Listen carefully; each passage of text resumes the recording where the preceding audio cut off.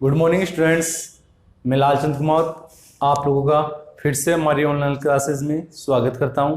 जैसा कि बच्चों अभी कोरोना का टाइम चल रहा है, इसलिए अपन अपनी क्लास ऑनलाइन चला रहे हैं, क्योंकि अभी स्कूलें ओपन नहीं है, अपनी स्कूलें खुली नहीं है। इसलिए अपन अपनी क्लास को जारी रखते हैं, अपनी पढ़ाई को जारी रखते हुए आगे बढ़ा रहा हूं मैं आपको। जिससे कि बच्चों अपन ने पिछली क्लास में पिछला प्रीवियस वीडियो किया था, उसमें मैंने आपको परिमेय संख्या के बारे में बताया, परिमेय नंबर्स, ठीक, रेशनल नंबर के बारे में बताया कि कौन से रेशनल नंबर होते हैं, और नंबर सिस्टम के बारे में बताया आपको कि नेचुरल नंबर कौन से होते हैं, होल नंबर कौन से होते हैं आपके पास में, इंटीजर नंबर कौन से होते हैं, प्राकृत संख्या कौन सी होती है आपके पास में, पूर्ण संख्या कौन सी होती है और पूर्णांक संख्या कौन सी होती है। उसके बाद में मैंने लिया था आपके पास में अपरिमेय संख्या के बारे में, और अपरिमेय की संख्या के बारे में बताया। उसमें मैंने आपको बताया कि कोई दो रेशनल नंबर दे दिया, दो रेशनल नंबर दे दिया, उनके बीच आने वाले बाकी के रेशनल नंबर कैसे फाइंड आउट करोगे वो सब बता दिया था मैंने। अब आगे अपन एक्सरसाइज लेके आ रहे हैं अपनी 1.2, और 1.2 जो एक्सरसाइज है वो आपके पास में है इरेशनल के बारे में। इरेशनल नंबर कौन से होते हैं?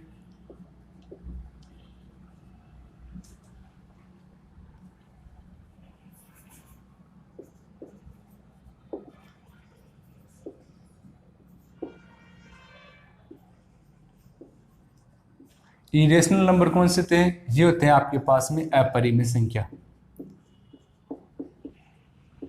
अपरिमेय संख्या।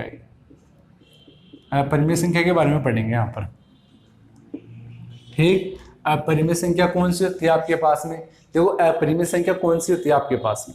अपरिमेय संख्या रहेगी आपके पास में ऐसी संख्या जिसका अपन परफेक्ट नंबर नहीं बना सकते, यानी कि जिसको एक तो P अपॉन Q के रूप में नहीं लिखा जा सके। ऐसा नंबर जिसको अपन P अपॉन Q के रूप में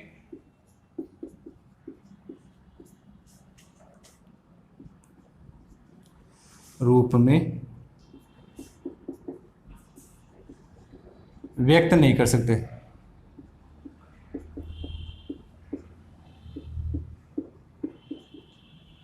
ठीक, नहीं कर सकते, इससे कहेंगे अपन अपरिमेय संख्या। अब अपरिमेय संख्या के एग्जाम्पल के अकॉर्डिंग बात करें तो अपरिमेय संख्या जैसे अपने पास में √2 है। देखो √2 एक आपके पास में अपरिमेय संख्या है। √2 को आप लोग P अपॉन Q के रूप में व्यक्त नहीं कर सकते, क्योंकि √2 की वैल्यू होगी आपके पास में 1.414, आगे और भी कुछ आएगी वैल्यू इसकी, ठीक, लेकिन कोई वैल्यू रिपीट नहीं होगी आपके पास में, अलग अलग वैल्यू आएगी। इसी प्रकार अगर कोई एग्जांपल ले ले, जैसे 0.70, फिर 700 आ गया, 7000 आ गया, 74 टाइम्स 0 आ गया, इसी प्रकार बढ़ते जाएगी वैल्यू, लेकिन वैल्यू कोई आपके पास में रिपीट नहीं हो रही। यहाँ तो देखो 0.70 हो गया, यहाँ 0.700 हो गया, यहाँ 0.000 हो गया, यहाँ 5 टाइम्स 0 हो गया। ये बढ़ती हुई वैल्यू आपके पास में, यानी कि इसको P अपॉन Q के रूप में व्यक्त नहीं कर सकते। जैसे यदि आपके पास में जैसे 2.5 होता तो 2.5 को तो अपन P अपॉन Q के रूप में व्यक्त कर सकते हैं। कैसे? डेसिमल, जो दशमलव के बाद में आने वाला अंक कितना, एक अंक आपके पास में, तो क्या कर दोगे, इसके अपॉन में 10 लगा के डेसिमल को हटा सकते हो आप लोग। तो ये तो कट गया आपके पास में, देखो ये P अपॉन Q के रूप में व्यक्त कर दिया। लेकिन इस नंबर को कैसे व्यक्त करोगे? यहाँ डेसिमल डेसिमल के बाद में कितने अंक आ रहे ये भी पता नहीं है आपको, कितने जीरो वाली संख्या लूं वो भी पता नहीं है आपको। तो ये आप लोग क्या करोगे, आप इन सबको आप मानोगे अपरिमेय संख्या मानते हैं अपन। कौन सी मानते हैं? अपरिमेय संख्या। इसी प्रकार मान लो आपके पास में √3 है, तो √3 भी एक अपरिमेय संख्या है, √5 भी एक अपरिमेय संख्या है, पाई होती है, पाई भी एक अपरिमेय संख्या है। पाई अपरिमेय संख्या क्यों है? क्योंकि पाई का हर जगह अलग अलग यूज किया जाता है। डिग्री, देखो पाई एक रेडियन के अकॉर्डिंग लेके चले तो रेडियन में रहेगी डिग्री, ठीक, डिग्री में चले तो इसकी वैल्यू हो जाती है 180 डिग्री।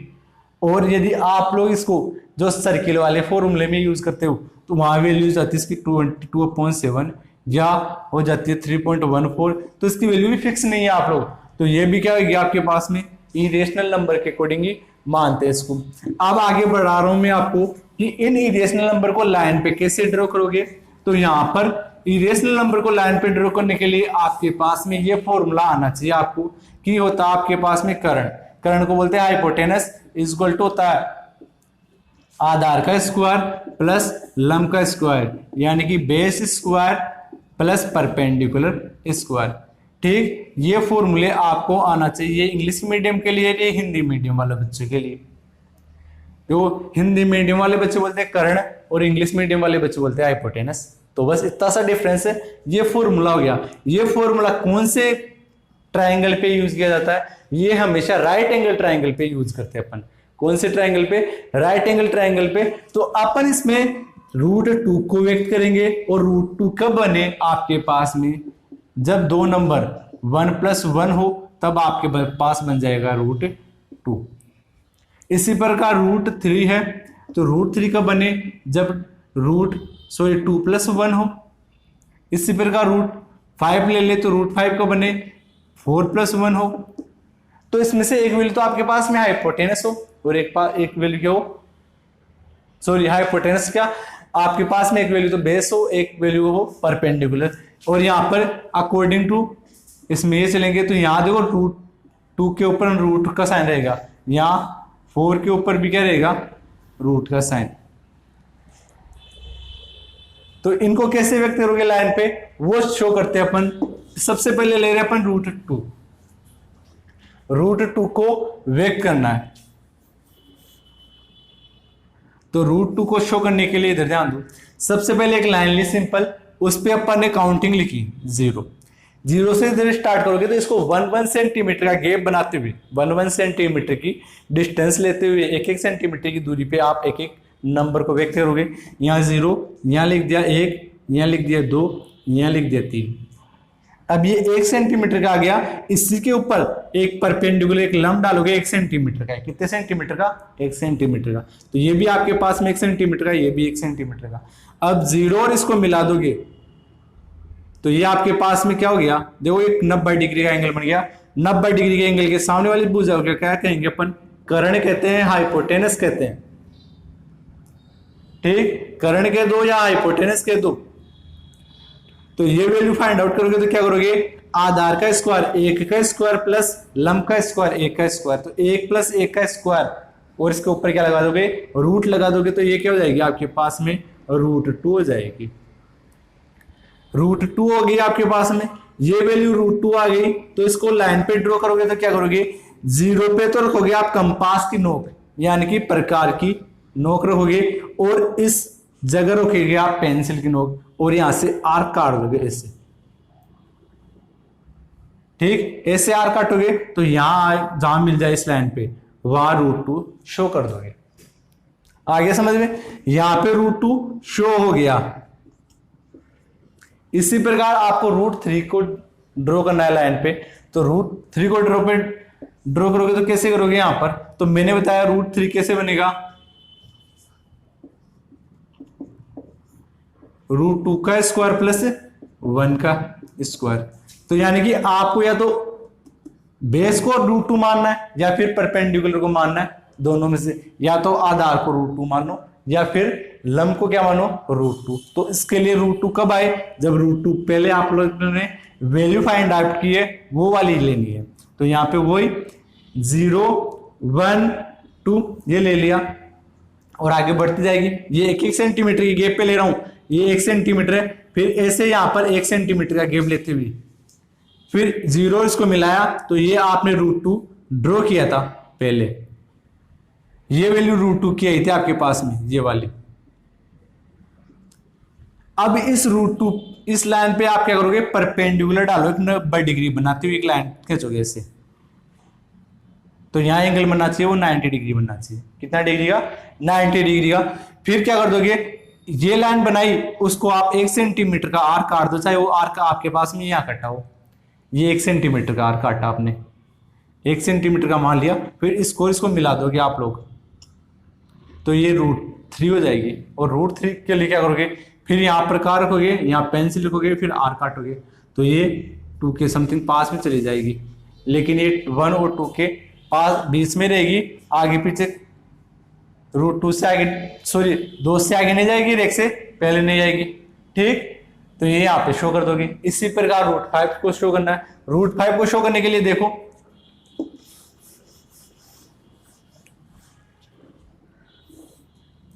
वो यहां पर देखो 5 बनेगा आपके पास में, मैंने बताया 2 का स्क्वायर प्लस 1 का स्क्वायर, 2 का स्क्वायर तो क्या हो जाएगा 4 प्लस 1, ये हो जाएगा 1 का स्क्वायर, यानी कि ये 5 बनेगी आपके पास में। और ये 5 कब बने, जब 1 तो वैल्यू क्या हो आपके पास में, 1 और 1 क्या हो 2 हो, तो 1 2 3। तो आप देखो या तो आधार को 2 मानो या फिर लंब को 2 मानो, या तो बेस को 2 मानो या परपेंडिकुलर को 2 मानो, दोनों में से एक को मानना है। और बाकी की जो देखो आधार को जब 2 मान रहे हो आप लोग, तो आपको लंब को 1 मानना पड़ेगा, लंब को फिर क्या मानना पड़ेगा 1। यदि आपने बेस को 2 माना तो परपेंडिकुलर 1 मानोगे 1 सेंटीमीटर का। यदि बेस आपके पास में 1 सेंटीमीटर का ले रहे तो परपेंडिकुलर फिर 2 सेंटीमीटर का लोगे। तो मान लो आपने बेस माना 2 सेंटीमीटर का, ये 2 सेंटीमीटर की लाइन ले ली मैंने। फिर 2 पॉइंट्स, जो पॉइंट नंबर 2 शो किया आपने, वहां से 1 सेंटीमीटर की लाइन ऊपर खींचोगे, 1 सेंटीमीटर की लाइन ले ली मैंने। फिर यहां से इस पॉइंट और इस 0 को मिला दोगे आप लोग,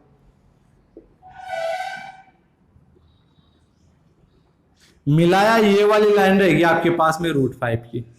कौन सी आ गई, √5 की। √5 की ली तो यहां प्रकार गिनोगे आप, पेंसिल गिनो और आगे यार काट दो ऐसे, तो ये √5 यहां शो कर दोगे।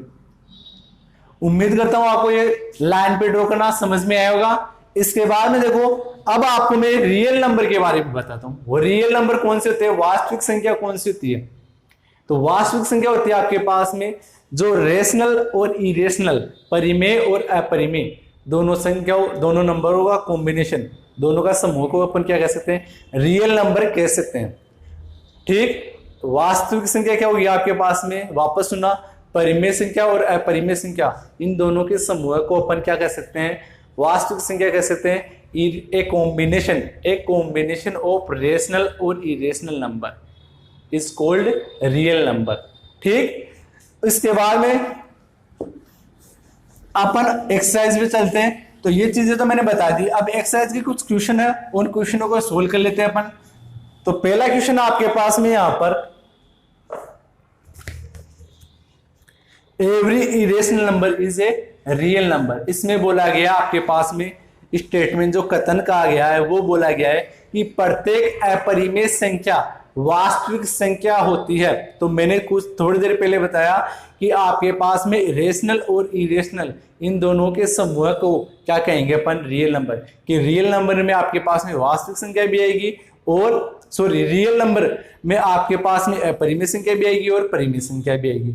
वास्तविक संख्या में आपके पास में परिमेय और अपरिमेय दोनों संख्या प्रेजेंट रहेगी आपके पास में। तो इसमें पहले क्वेश्चन में बोला गया है कि every irrational number is real number, प्रत्येक अपरिमेय संख्या वास्तविक संख्या होती है। तो आपके पास में ये स्टेटमेंट क्या हो जाएगा, ट्रू हो जाएगा, फॉल्स नहीं होगा। बात क्या है अपने पास में सत्य हो जाएगी ये कथन, क्योंकि मैंने बताया कि प्रत्येक अपरिमेय संख्या को अपन क्या कह सकते हैं, वास्तविक संख्या कह सकते हैं। तो ये बात क्या अपने पास में बिल्कुल सही है। उसके बाद में बोला गया है every point on the line, on the number line is of the form of √m। हाँ, इसमें बोला गया है कि लाइन पे एवरी प्रत्येक पॉइंट है उस पे √m पॉइंट शो कर सकते हैं।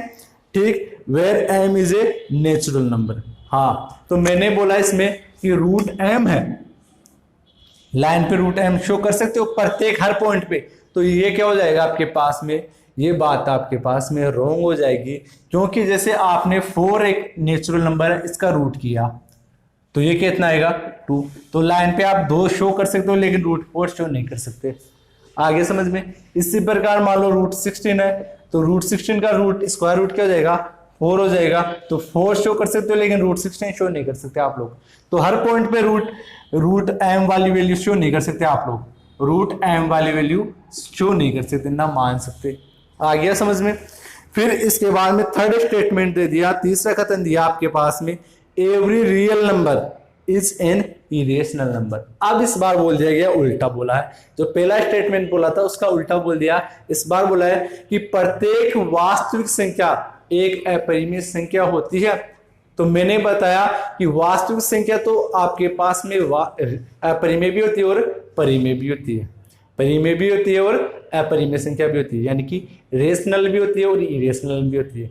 लेकिन जो कथन कह रहा है वो ये कह रहा है कि प्रत्येक वास्तविक संख्या अपरिमेय संख्या होती है। तो ये बात क्या हो जाएगी, यहाँ पे फॉल्स हो जाएगी, क्योंकि अपरिमेय संख्या के साथ साथ परिमेय संख्या भी रियल होती है। लेकिन कथन में जो कहा कि प्रत्येक केवल ओनली किसको माना गया, आपके पास में अपरिमेय संख्या को रियल बोला गया, तो ये बात क्या हो जाएगी, आपके पास में फॉल्स हो जाएगी, असत्य हो जाएगी। ठीक। थर्ड सेकंड क्वेश्चन बोला गया यहाँ पर, are the square root of all positive integer irrational. सभी धनात्मक पूर्णांकों का वर्गमूल अपरिमेय संख्या होती है, ये बात बोला गया है। तो धनात्मक पूर्णांक ले लेते हैं अपन और उनका स्क्वायर रूट करके देख लेते हैं। यदि वो स्क्वायर रूट करने के बाद में अपने पास में इरेशनल नंबर आता है तो अपन इरेशनल कहेंगे, अदरवाइज वो इरेशनल नहीं होगा। तो देखो आप लोगों ने जैसे 4 लिया, 4 एक पॉजिटिव इंटीजर है, इसका आपने स्क्वायर रूट किया तो आपके पास में क्या आया, रिजल्ट 2 आया। तो आपको पता है कि 4 एक इरेशनल नंबर नहीं है, ये एक रेशनल नंबर है, ये एक परिमेय संख्या है। तो जो रूट 4 है, 4 का वर्गमूल क्या, उसका रिजल्ट आया 2। तो ये बात क्या हो जाएगी, आपके पास में रॉन्ग हो जाएगी।